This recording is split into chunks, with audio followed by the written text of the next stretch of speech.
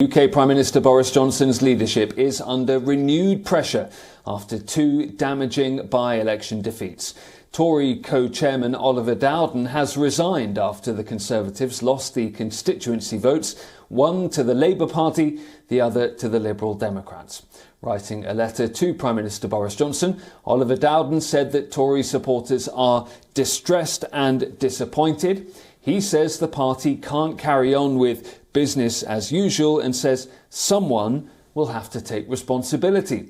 Well, Boris Johnson is currently in Kigali for the Commonwealth Summit.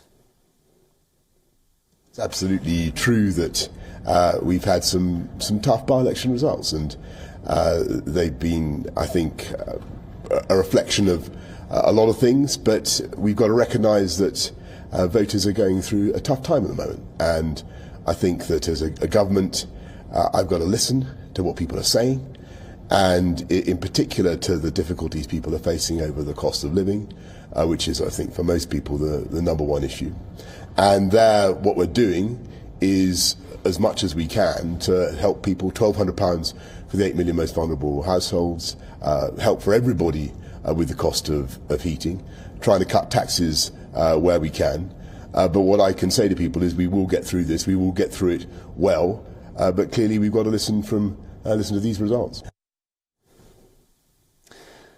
We're being joined now by London correspondent Sally Patterson. Sally, talk us through those results first. Just how bad was it for the Conservatives in those two seats of Tiverton and Honiton and Wakefield?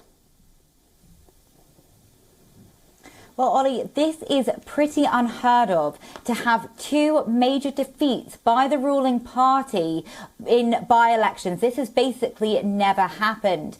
Now, we had both results come in very early this morning, local time. And what's quite striking is that these are two very different constituencies in two very different parts of the country, but we've seen the Conservatives defeated in both. Now, very down south in the southwest, we have Tiverton and Honiton, where we saw a 30% swing to the Liberal Democrats from the Conservatives, with the Liberal Democrats gaining 22,000 seats. Now, this is historic, with their leader, Sir Ed Davey, coming out and celebrating their victory. And he said, I think the people of Tiverton and Honiton have spoken for the British people. And I think they've said loud and clear that Boris Johnson must go. Now, all the way up in the north of the country, in Wakefield, we've seen a very different constituency also boot out the ruling party. This is less surprising because Labour, the opposition Labour Party, actually held this seat before the 2019 elections, under which the Conservative Party took it.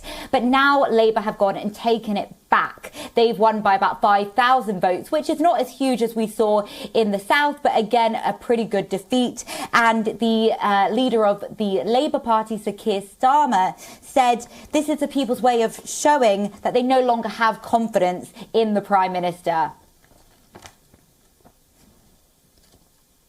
Well, Sally, when it comes to the Prime Minister, Boris Johnson's leadership, he survived that confidence vote earlier this month, but does that mean he's safe?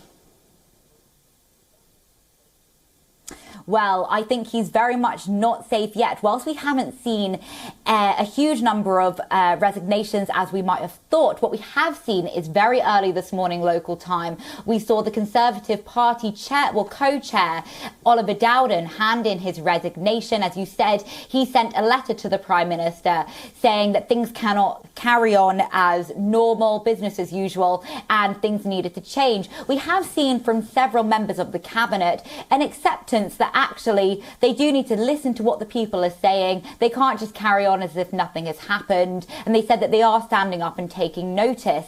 However, what's quite striking is that the Prime Minister was not on the doorstep during the elections. He was not going around showing his face to the local constituents. And interestingly, he's not there today. As you say, he's thousands of miles away in Rwanda at a Commonwealth gathering.